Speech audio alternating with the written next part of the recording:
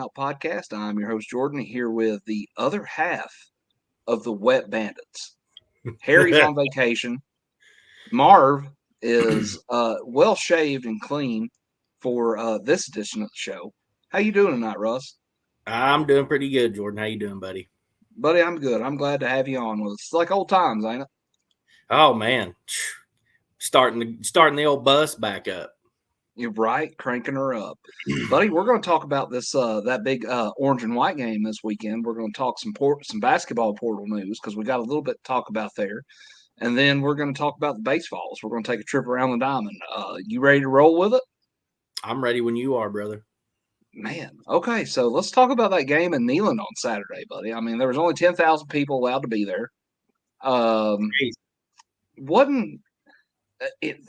Man, I don't know what to say about it. Just I don't know what you can really take from it, other than you got to see a lot of the younger guys go at it. We did see some of I think we've seen how deep our quarterback room is, honestly, though. I mean, Nico was Nico. He went 7 for 9 with 96 yards and a touchdown pass. You can definitely tell, though, that we were missing a few starters along the offensive line. Spraggins, Mays, Lampley, Carrick, they were all out. No sense in getting them hurt for a spring game, though. No, I mean, it stood out that we didn't have them, at least early in the game. I mean, but you're going to get that. I mean, you're going to get that with young guys coming in who ain't got a lot of experience. And that's the way our offensive line is. The backups don't have a whole lot of experience. Right. So the more experience we get is going to be good. Oh, yeah, absolutely. Especially game time experience. Like you can do practice. There's practice speed and there's game speed. They need game speed experience. And I'll tell you this, as good as our defensive line is shaping up to be, they got plenty of game speed experience Saturday. They needed it. That defensive line is going to be great. It's going to be spearheaded, obviously, by James Pierce Jr. Right now, he's listed as number 2 on CBS, behind only Travis Hunter. Dude, that kid is a freak, man. Like, get that boy out there and let him eat. Just let him eat. Let him do work.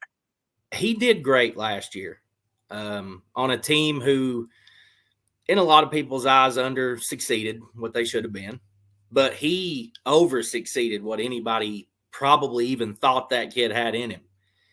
Led the defense last year, and he's going to do it again this year. Oh, he led it by a long shot last year. But, here's the thing.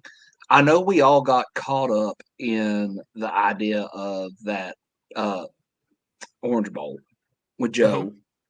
Mm-hmm. He looked good. Mm-hmm. He still, even though he pretty much had the same offense and the same skill players he had around him that Hennon had around him for that game. He did. But it's different to do it for one game and do it for a whole season. So it is. I know you and I bought into it. Me and Swan. Swan, he's taking a break tonight, which is cool. My man had to work. I get it. Got to make that paycheck. You know what I'm saying? But I think a lot of people put a lot of unfair expectations on Joe. We were one of them last year. Joe didn't look awful, but you could tell the offense was not. I don't want to say bad. It wasn't what we thought it would be. It wasn't, and it was disappointing. And I wanted so bad for Joe to succeed last year in this offense. And what I mean by succeed is do better than he did. Maybe get 10 or 11 wins versus 8, 9, where the ceiling was at. We were off, Jordan. Me and you had that ceiling of that team last year at 10 to 11, and they fell way off. The thing about it is, though, man, is I don't feel like we were way off. I feel like, okay, the Florida game, they could have won. They should have won, honestly. If they'd have played good in the first half, they'd have won. The Bama game, different story. If they play good in the second half, they win that game. It is what it is, though. I mean, we can't go back. We can't change it. But overall, I would say last year, considering that we were, 6-7 year one under hype. And then we go 11-2 technically with the bowl win. And then we go, 9-4 last year. I'm not mad about it. I'm not mad about it. I don't, that team lost a lot last year with Darnell Wright, Jalen Hyatt, Cedric Tillman, all those guys going on to the NFL. Joe did the best he could with what he had. He did. Nico, and Joe did though, the best of what he could do to his ability. I do feel like Joe give his all for Tennessee at the end of the day. I don't think anybody can question him being a good teammate. I just don't. And if He they do, wanted us to succeed. He did. And honestly, I think that's part of why he, outside of, being like, well, I'm going to get ready for the draft, is why he sat out the Citrus Bowl. Mm-hmm. I do too. Nico, though, man, Nico was impressive. I mean, in what little we got to see of him. And I'm glad we only got to see a little of him. Me too. But I don't want to show anybody more of him. No, keep the Samoan sensation in the cage. Yes, sir. I want to say this though, man. Gaston Moore looked really good. I mean, you can't 2 touchdowns. He dropped an absolute dime to Mike Matthews. That kid's going to be a stud. Mike Matthews, man, I'm excited to see what we get from him. But you're right, that pass, dude. Gaston Moore's got a pretty arc on his pass. I'll say it right now, dude. I think Gaston could start for half the teams in the SEC right now. I mean, Gadsden's one of those guys, man, that if, by some hook or crook, Nico goes down with an injury, I hope that doesn't happen. But if he does, I mean, I think we're in good hands. I think the QB room's stacked. I mean, it goes beyond Gaston Moore. But it is. Gaston Moore really showed why he should be second on the depth chart. Well, Gaston, he had a couple touchdowns. Then, you got Merklinger. We had Boogie on a while back, Boogie Bentley. And he was like, I like where the quarterback room is at because Merklinger is a competitor at the end of the day. He showed it. He showed it Saturday. He had a 26-yard touchdown run. And, the spring game, it's one of those deals. You get touched, you're down, especially if you're a quarterback. He didn't get touched. No. So that 26-yard scramble was nice. You can look at it and be like, hey, kid's got some wheels or, our back seven needs to speed it up a little bit. But either way, it was still a nice play. I'm going to say this, though. Defense looked really stout, looked really solid. Granted, I get it. It's a spring game. But that's the thing. If we want to be true playoff contenders to make a deep playoff run, with the expansion of 12 teams this year, that defense is going to have to come to play every week. And they looked really good. They got to be better than they were last year. To touch back for just a second on the QB room, you mentioned how good they are. One thing I did notice, and it was noticeably better, at least in the spring game. I know it's a spring game, whatever. The awareness of the defensive offsides and to take that shot downfield while you have a free shot. Like last year, I saw multiple games where we had a couple of defensive offsides and Joe would toss the ball to the side on a screen or he would hit a slant. Launch that thing downfield. That's the one time that I want to see you throw it downfield because it's not going to hurt us. Right. It's not gonna affect us if you throw a pick, whatever. It's going to be in our favor. And I noticed at least 3 times in this game where when we hit one of them, one of those for a touchdown. But the other 2 we missed. But I'll take 5 yards and missing the 50-yard bomb for the touchdown, or I'll take the 50-yard bomb for a touchdown. Either one sounds good to me. Yeah, you're playing with house money in that situation. Just chuck it. Yeah. See what happens. Because it don't matter, even if it goes to, offensive pass interference. The ball don't go over on downs, even if they pick it off on that because they're offsides. Chuck it downfield. Throw it. Yep. I did not see that enough last year from this QB room. Yeah, So that yeah. was something I That's was in love with that during that spring game. yes, yes. Now the flip side of that though, we had a lot of defensive offsides. We got to Yeah, fix that. Got to yeah, fix that's got that. to be fixed. But it's Which I like think. Go ahead. that's what the spring game's for. You fix what's coachable, and that's coachable. It's fixable. You got Mhm. to do it. Um, some things aren't. Some things are. Everything that happens in the spring game though is coachable. From there on, if you don't fix it over the fall, it's habit, and you got to break habits at that point. Mhm. You know, so we'll see what happens. But overall, I thought the defensive line looked good. Defense looked okay. I thought the quarterback room is in good shape, and I thought the wide receiver room looked good. Because I mean, you got to look at it like this too, man. Squirrel didn't play. Nope. Brew Uh, didn't play. Brew didn't play, which is good. Like get those young guys out there. Get the older guys healed up. Get the young guys Braylon, out there. Give them some experience. one young guy, because we saw a bunch of young guys in this game that I'm Hmm. uberly excited to see play for us, not just this year, but in the future. One guy that I didn't get to see, and it really was disappointing for me, was Braylon Staley, Yeah, wide receiver. He was number 21 in the class last year at wide receiver. That dude's going to be – he's not – don't get me wrong. Mike Matthews is that guy. Braylon Staley's going to be that second guy. I think he, if I remember right, I think he was kind of banged up a little bit, so they sort He of was. kept him out. So it is what it is. I'm sure we'll hear a lot about him come fall. We will. Wide receiver room though, man, that's what I Mhm. want to touch on because hype is really excited about this wide receiver room, and when that man's excited about it, we got a lot to be excited about because I mean, think about what he's had just since he's been here. Velus Jones, Velus wasn't great, but he's good. Um, Cedric Tillman, Jalen Hyatt. I mean, it's crazy, man. Like we're stacked on offense. I want to say it. I'm gonna say it. We're stacked on offense. You get the offensive line out there, you get them shored up, you get them healthy, we'll be fine. Because Yeah. Nico's going to be good enough to make some hay. You know what I mean? Oh, dude.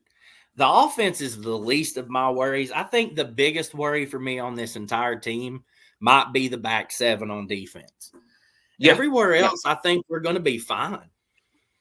If we can solidify that back seven, that's something you and I are talking about right now. That's something I've had a buddy of mine that listens to us. His name's Dale. Shout out, big old Dale. He messaged me on Facebook the day after and was like, if we can get that back seven solidified, we'll be an elite defense or a really good defense. That's fact. That's a fact. No, it The is. It is. the secondary, that's where I feel like the secondary is where we really have to shore it up. The linebacker position, man, they're there, they're good. The talent's there, the speed's there. You can't coach speed.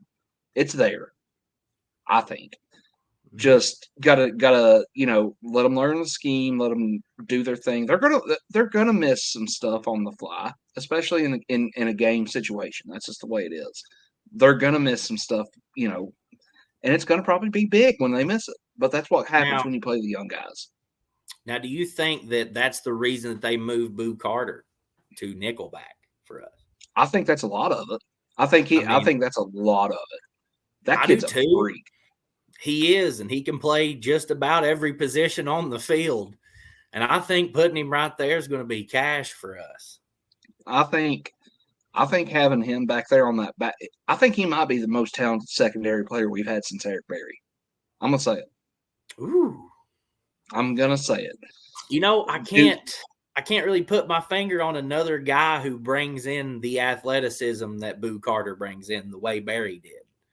I'll tell you Who another can good one. play You might. that many positions? I'll tell you another decent one that you could probably throw out there is Demetrius Morley. Back in the day, Demo was pretty good. He was He pretty good. was. He had that swag about him too, and I feel like Maybe I mean with maybe Jawan Jennings because he's a dog. right, but with a name like Boo, how can you not be a badass on the field. You know what I mean? Yeah. Just I'm overly excited to see him. Man, he's gonna yes, be me too. good.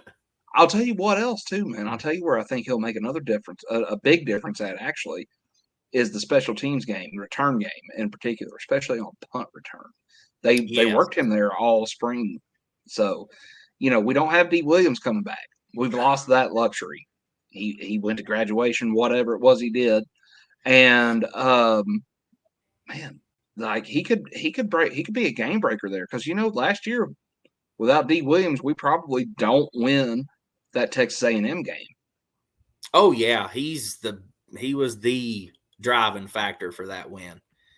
That So touchdown give us the momentum to win that game. that touchdown won us the game, It honestly. technically did. It gave us enough points to win the game, but it drove us through the rest of that game. I mean, D. Williams was that guy in that game.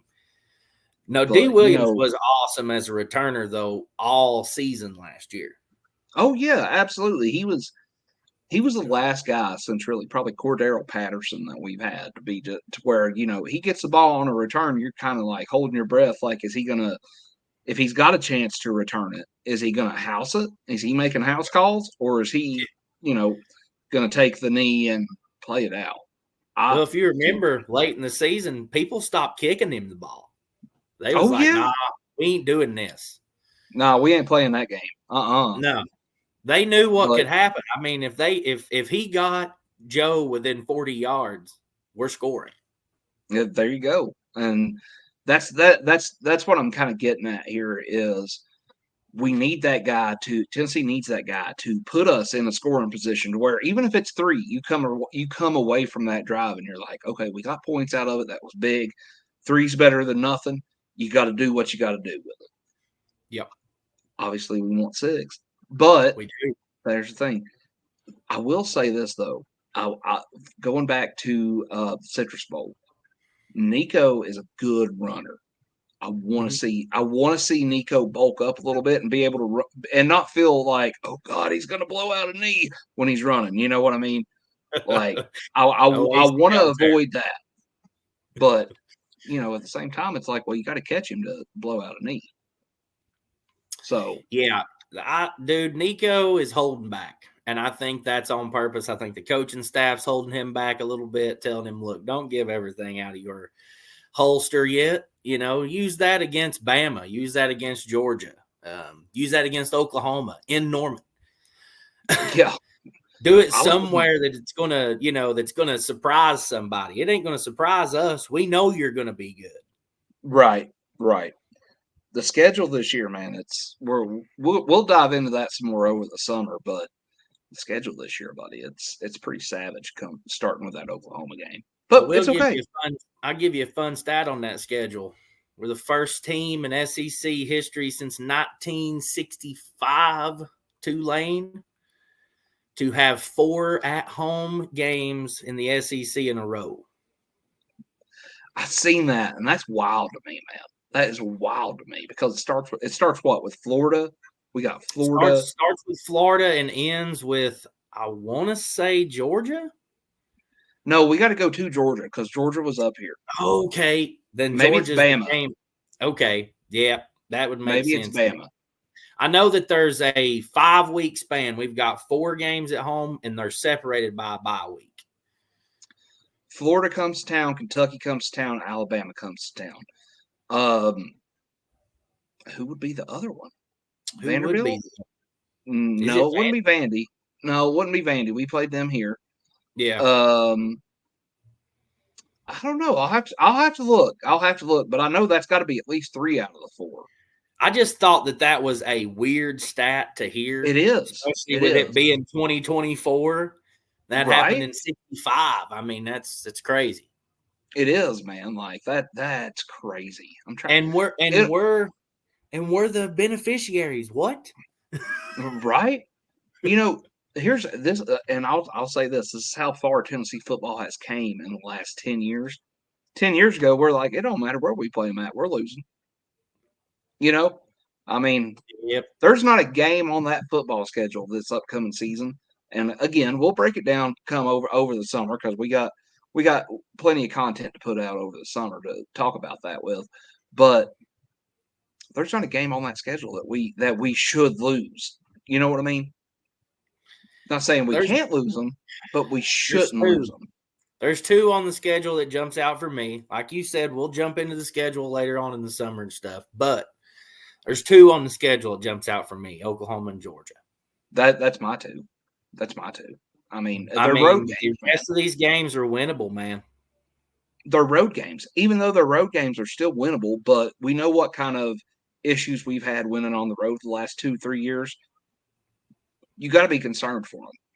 But give me one. You don't have to win both of them. Give me one of them. split them. I like our Show me- chances in Norman. I'm not going to lie. Show me that you can win on a hostile environment. Norman's hostile. We all know Sanford's hostile. They brought it last time.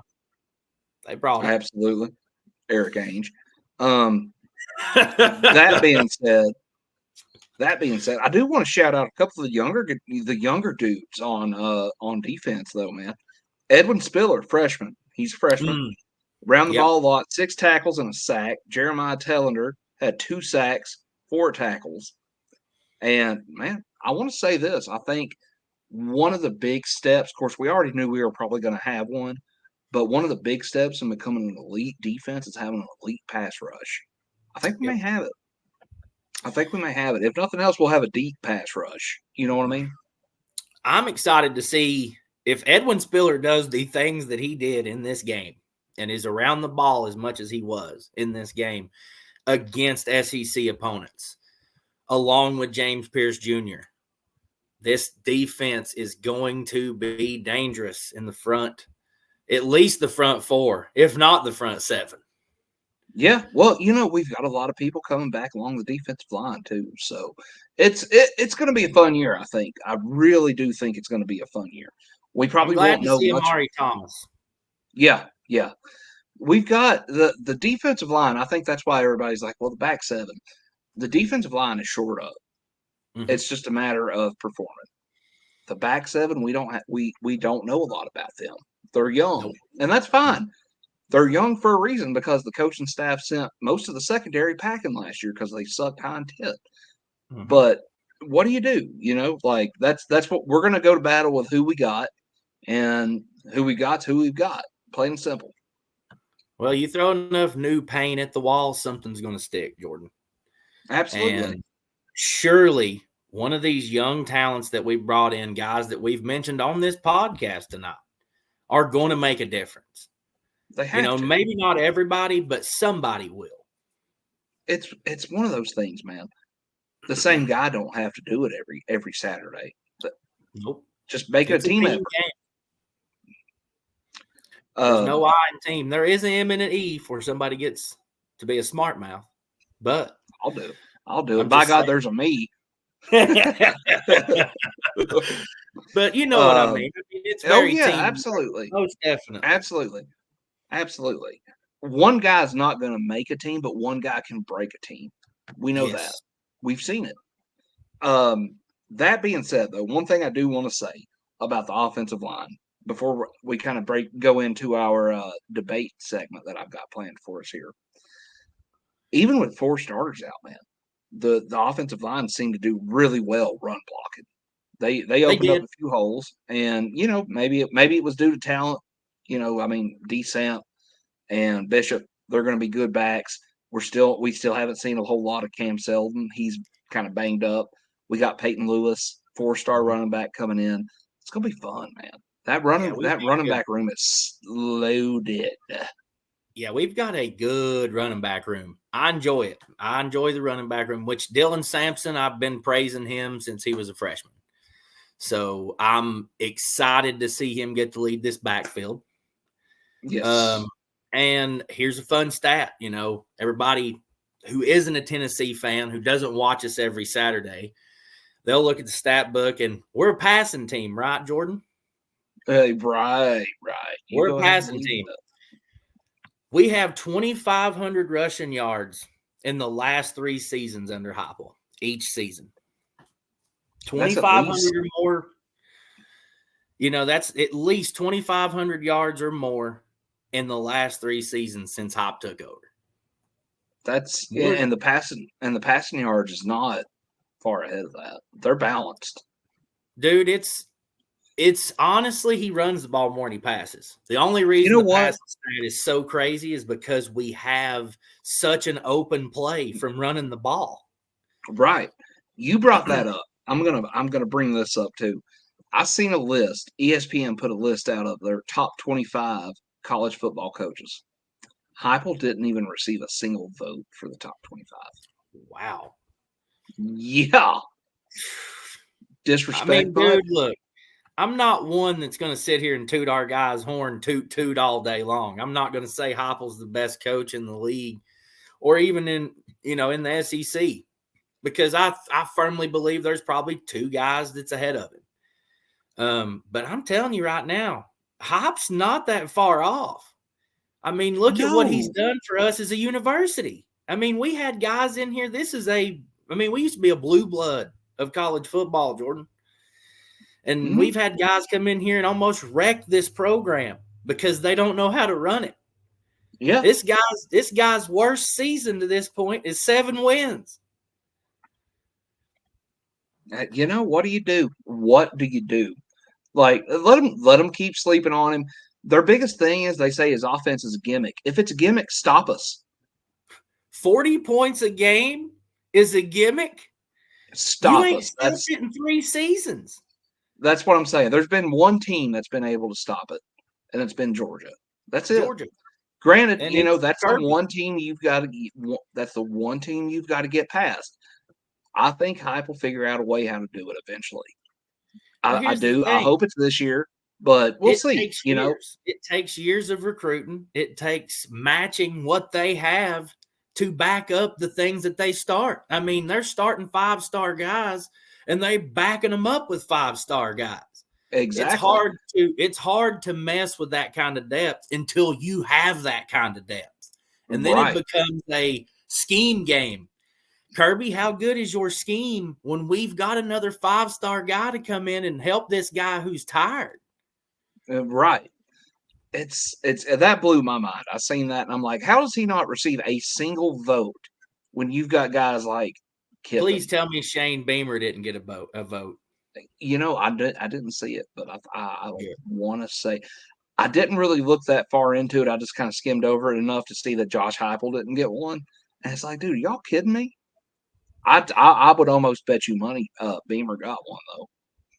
If he did, that's a shame. You're not going to tell me he's better than Hop. No. So that being said, I'm going to pose a question to you. Do the spring games really matter?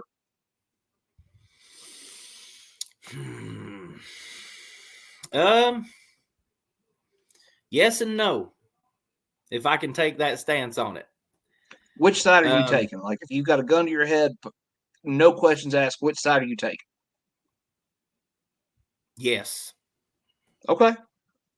All right. Yes. Why do you feel like they matter, though? That's my question. The more reps you can get in, especially with the younger guys, like we've mentioned tonight, the more reps you get in with those guys, whether it's in front of 10,000 fans or whether it's in front of 100,000 fans, whether it's an orange and white game or whether it's, an open practice at that point, because that's pretty much what this spring game was an open practice. Yeah. You get those reps in front of a crowd. You get to hear the cheering. You get to hear the stadium noise. You get to hear the music. All of that shit matters. Yep. Every bit of that matters. And to a college kid who, some of these guys are coming in, like Boo Carter. He's coming in from Chattanooga. Yeah, he had a big following coming in, 39 scholarship offers. It ain't nothing like stepping into Neyland, brother. That's true. See, okay, so I'm gonna agree with your stance on it, and I'm gonna say this though: they do matter, but they don't, and it depends on how far up the pecking order you are. They don't matter if you're somebody like, say, Nick Saban has been for the last 10 years. You know what you've got. It's just a formality at this point. You might, because you're not showing anything. You're not going to go out there and show a quarter of your offense. You want to see what these young guys can do, and that's okay. Now, if you're a guy in your first year, like maybe Kalen DeBoer, somebody like that, even if you kind of know what your talent level is, this is one of those times where you're like, okay, I'm going to stick them out here. I'm going to see who's really bought in. Right. You find out in the springtime and in early fall practice who's bought in. I don't think it's questioned with guys like Heupel, this, that, and the other. Heupel, Kirby Smart, you know, even Your some tenured, like you just said, your tenured coaches, like your Nick Sabans, your Kirbys, your Hops, those guys have had multiple years on campus. They're building their roster. So some of these guys that they've got starting for them now, they've known them for 3 years. They've known them for 4 years because they've recruited them through high school. So, and like for Nick Saban, I mean, when he was there at Bama, he was recruiting guys in their sophomore year in high school. right. Same thing with Ohio State. So, I mean, those teams who have already built their roster for the next, 3 recruiting classes are having to go into the younger guys in high school and almost bet on potential at that point, which ain't necessarily a bad thing if you're Saban. I mean, look at all the talent that guy pulled in without It's a really having to luxury. fight for him. I mean, didn't have to fight for him in the season that they were coming out. So, because he had already recruited him so heavily. Right. At this point, it's a luxury. At that point, it's a luxury. So, I pray that, we get to that point. I think it's coming. I don't. Here's my thing though. Hype may not win a natty. He may not win multiple. He may. Let me back up. He may not win multiple natties. I think he can get him one at least while he's here. Even if he don't, though, man, Tennessee football is light years ahead of where it was when he took the job, and 10 years ago, 15 years ago, when Lane Kiffin took the job. And I like Lane. That's saying a lot. I like Lane. Lane had talent. I seen this thing the other day, actually. Who walked into the worst situation? Kiffin after Fulmer, Dooley after Kiffin, Butch after Dooley, or Pruitt after Butch, and then you got Heupel. I'm going to tell you right now, Heupel walked into the worst situation out of all those. Easily. The dude who walked into the best situation was Lane Kiffin. Yeah. Fulmer had 2 bad seasons, and that kicked him out. I mean, that dude was winning 10 games a year. And we shifted Fulmer out for a hot dog and a handshake and Lane Kiffin. And he came into a pretty decent situation. He made Crompton better than he should have been. Kiffin had talent. Great on that guy for being able to run an offense fantastically. And he had a great defensive player in Eric Berry playing for him too. Future all NFL player and a Hall of Famer. So, that's, to me, Kiffin walks into the best situation. It's hands down. Hop walks into the worst situation. Look at that slew bed load of trash that fell. That's what I was saying. Kiffin had Phil. He got complacent, but Phil didn't not recruit well. He had talent there towards the end of his tenure. He just didn't develop it like he should have. Kiffin developed that talent into what Phil could have. And when I say that, I mean it in the sense of Phil already had his big guys there. You knew what you were getting out of his star players. Yeah. Kiffin developed his next set of star players. After Kiffin, Dooley, I think Dooley would have been okay, honestly, if he wouldn't have made such awful coordinator hires, man. Jim Chaney was the best hire he made. Sal Sunseri screwed that man, screwed the pooch, buddy. I mean, no. Like, everybody was scoring on his defense. I'm going to be honest with you, man. I think that Dooley benefited from having a fantastic player like Tyler Bray here. And Tyler Bray would have won way more games with a guy like Lane Kiffin. Absolutely. Absolutely, because Tyler could sling it, son. I mean, Tyler Bray he's one of the more underrated and under-talked about QBs in Tennessee history. Done a lot for us here. And I mean, I'm pretty sure he owns the passing yards record for a single game for us. Maybe. I'll have He to look come at that close to it too. if he didn't break it. He came close to it that day. But anyway, hands down, it's Hop walking into a crappy situation. I Oh, mean, and absolutely. walking in after Pruitt. Well, okay, so here's where I was going with all this. Dooley comes in after Kiffin. Kiffin left us in just an absolute shit show. Okay, let's Yeah. just call it what it is. Yeah. Then after Dooley, here comes Bujo. But Bujo done well. He done well enough to kind of stabilize things for a little while. I mean, granted, he went 4-8 though. You don't do that here at your job. He left it in a decent situation, besides not having offensive linemen. Right. And then, you got Coach Cornbread coming in here and dude don't know what asparagus is. We're gonna move forward. No, we didn't move forward. We moved back. Okay. Don't hand me that. Don't hand me that. You might have moved forward in the drive-through line, getting your McDonald's bag to put your cash in, and you still sucked. You still suck. That's the problem. Trash. That man cleaning toilets is too good for him. I'm just saying. I'm gonna say it right now. Cleaning toilets at the restaurant is better than any job he's got for him. Like that's almost too good for him. How you gonna pay to win games and lose? I don't know. Maybe we can get Jeremy Pruitt on here. Somebody add him. I want him on here. Full interview. Full interview. So we'll ask the hard-hitting questions. Oh, you dang right. Like Jeremy, how much do you enjoy asparagus? How much money did you hand out? To the dime. I need an itemized receipt, sir.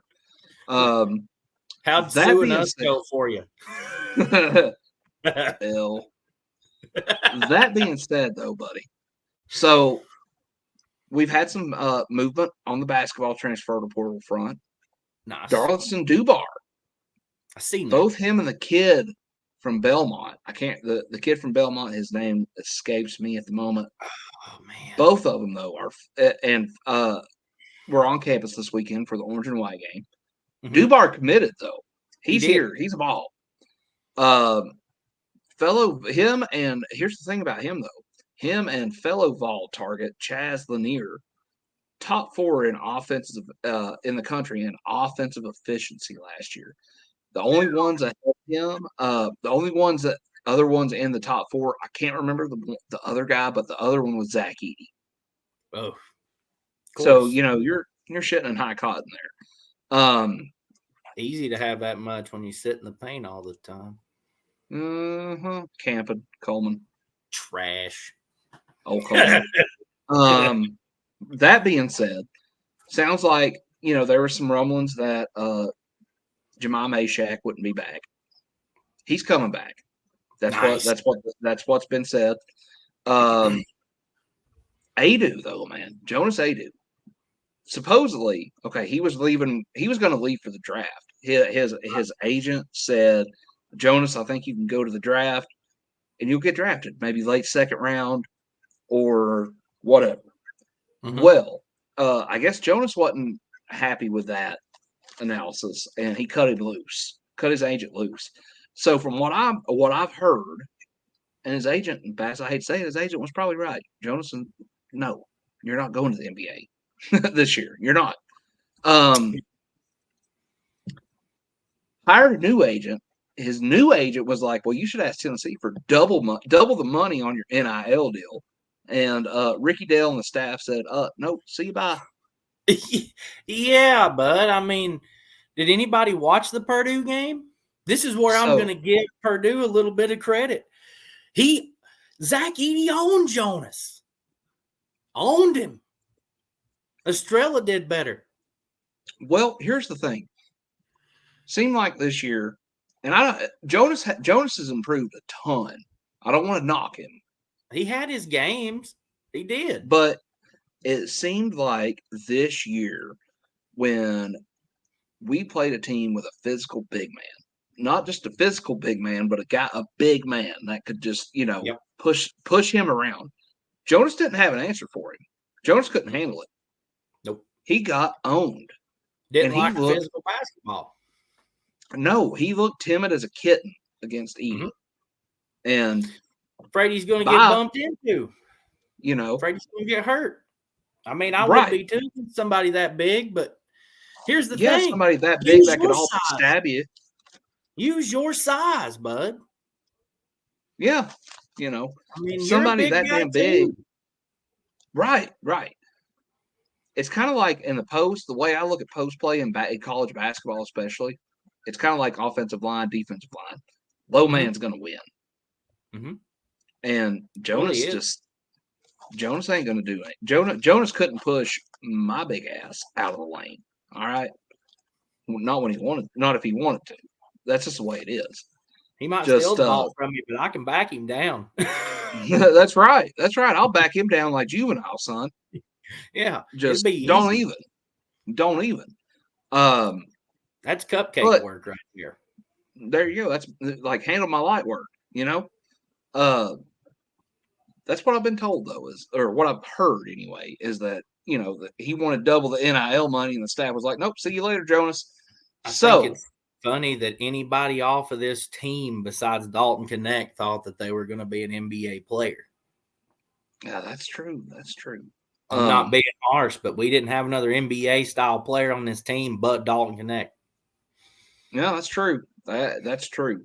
So, with that being said, Tobe Awaka decided he was going to hit the portal. Well, then it was said, well, since Jonas is gone, he's coming back.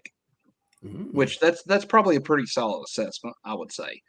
But it come down to now Igor Milich Jr.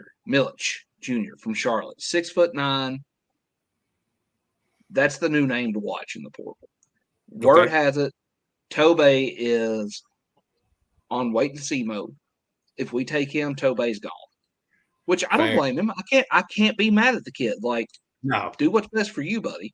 You got to do what you got to do. That kid's good enough to start somewhere. He's good enough to be a starter. So, I mean, if you're not going to get that nod here, man, you don't want to be a six-man, because that's what he'd be for us. He'd be six-man if he wasn't starting. But no, I want to see that guy succeed. So I'm with him. If he ain't getting to start, find you a starter, man. Find you a place to start.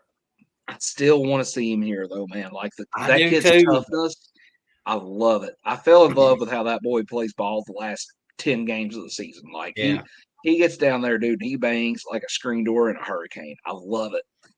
I could see him going over and playing in NC State. Ooh, DJ Burns joining up with it. Man, that'd be hellacious right there. If DJ Burns comes back, I don't know. I think he might have been heading out. He had a hell of a tournament. So right. That's it, buddy. So that being said, I think we've touched on everything with the basketball portal. Let's talk about the Basevols. Basevols.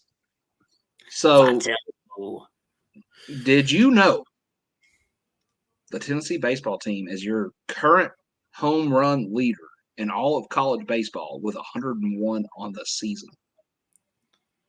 101 home runs? 101 dingers. Yes, sir. Wow. Dingers. So I seen us walk off one a couple of nights ago on the old X. So, yeah, dude, I'll tell you what. So LSU was in town this past weekend. Get the brooms out. The Vols swept them, which is big, actually. LSU's not a bad and they're not a bad baseball team. They're young this year, though, and it helps a lot be able to beat them whenever you don't have Paul Skeen up there throwing absolute piss missiles at you. Yeah, So Friday they go in, they win the game 6-3, and Kirby Connell, fear of the stash, surpassed Redmond Walsh for most game appearances with 105. Nice. Kim Caldwell, new Lady Vols coach, throws out the first pitch in front of a record crowd of 5,901. So Wow. yeah, that new stadium, buddy, it's the bee's knees. Billy Shout Amick out, was back in though. Go ahead. Shout shout out out who? Lindsey Nelson. Lindsey Shout Nelson out Lindsey Stadium. Nelson. Word up. Billy Amick though, buddy, he come back in the lineup in a big way with a dinger. Falls had a strong fifth inning though. That's what put him over the top. 3 runs in the fifth, thanks to 2 LSU errors. That's what put him over the top to win that game 6-3. Saturday, Basevols win in a pitcher's duel, buddy.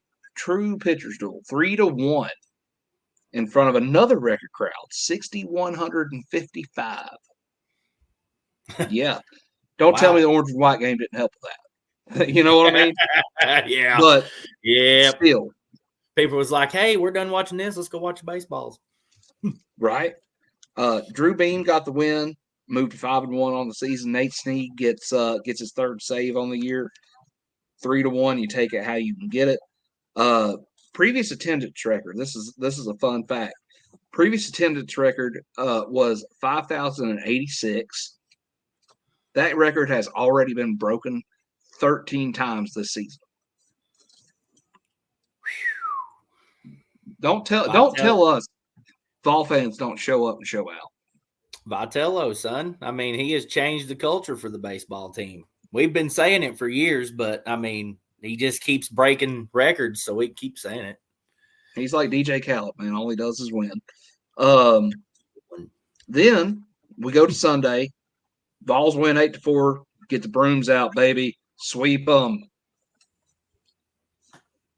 And our very own Dalton Connect throws out the first pitch for that one. I'm gonna miss him. Oh, buddy, I think we all are. Christian Moore gets 2 homers. Blake Burke with 1. Both tied career home run record for a single season. Or no, career home run record, I'm sorry, with 42. Nice. Both of those guys have 42 dingers on them. So 2 dudes with 42? 2 with 42. Golly, son. What is going on? What's in the water? What's in the water? But I mean, AJ Causey. We wasn't a home run team last year. We were, but we weren't. If that makes sense. This year it's all about the long ball. There's no small ball in Knoxville. That's crazy. Then, but to close it out with, AJ Causey got the win on 4 2/3 innings with 7 strikeouts. So, what this past weekend tells me is maybe the pitching's getting a little bit better. That was a cause for concern earlier in the year. And the bats the bats have been there all year long. Clearly. So I can't. If we can get 101 at this point in the season's crazy, isn't it? We done the Volling Out baseball special earlier in the year. We said 50 wins. I don't think we hit 50, but it's going to be close. It's going to be close. So, do we get it done this year?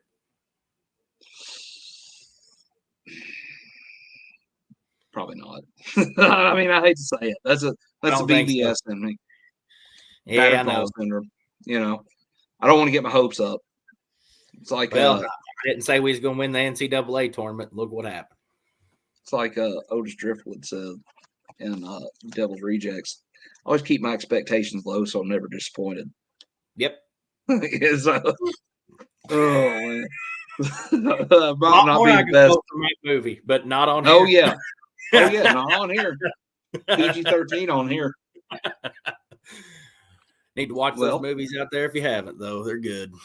Right.